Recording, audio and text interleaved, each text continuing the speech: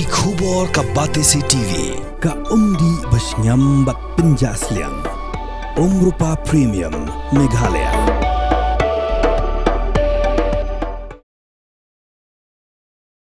Ka Menteri Sorkar Jela ka Bapak Ikatnat ka Koi Kakia ka Dr. Amperin Lingdo. Kalau ong bahadu mentaru ka Sorkar kam 4 lak ban Jied Kompeni ki bebiang ban Pynïaid ya ka 108. Bat hadu menta ya ka 108 la Pynïaid Jied ka National Health Mission jang ka Sorkar Jela. Kalau ong bakadaw bak Sorkar kam lak ban Jied ya ki Kompeni ki bebiang kadai namar ba man la ki Kompeni ki bat heb ya ka tender ki don ki jingduna bat kijing ko hang ni hang tai. Kalau keren syai bak Sorkar kan omla setiapan Pynïaid serta ya ka 108 namar ba ki don bun ki kendon ki batang ki Kompeni ki balak ban le.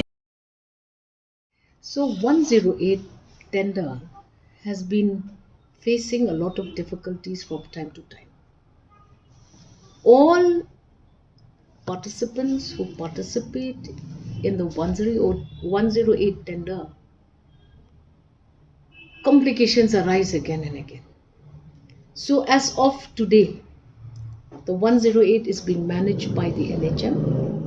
It is not a permanent solution, but we are not able to overcome all of these queries, counterattacks, attacks between bidders, and that's where we have still not been able to select any one bidder to manage the 108 service in the state of Meghalaya. It is mandatory that the 108 services should be run by a bidder who qualifies in the bid. Because 108 service workers are workers who stand to gain on several grounds once they are employed by that company. So from their insurances to their health requirements to rights of workers with regards to leave, particularly maternity leave, sick leave.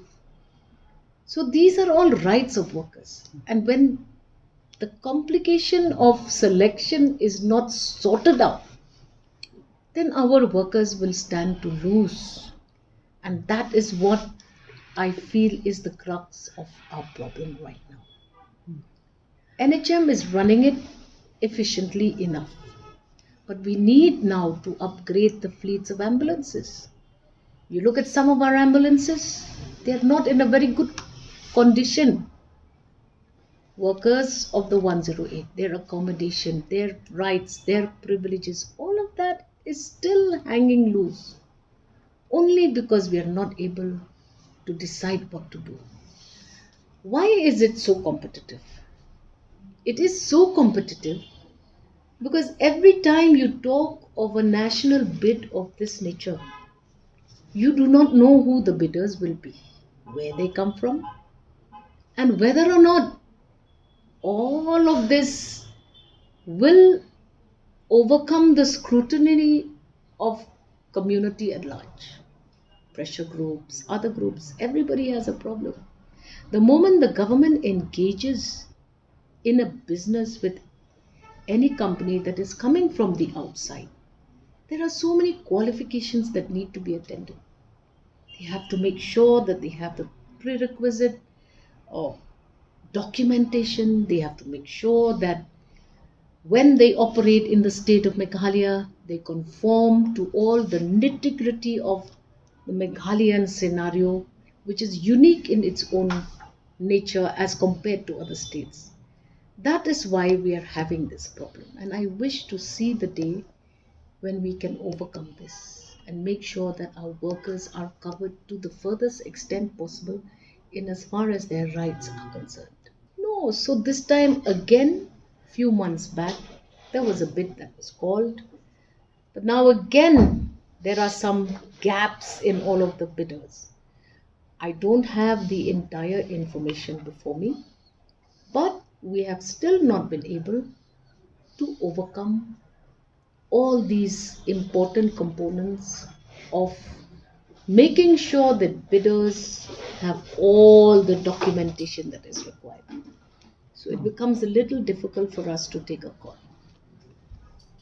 Not only that, they may qualify, but their antecedents. Oh, So okay. this company will say this guy is lying about the fact that he has operated these ambulances in that state.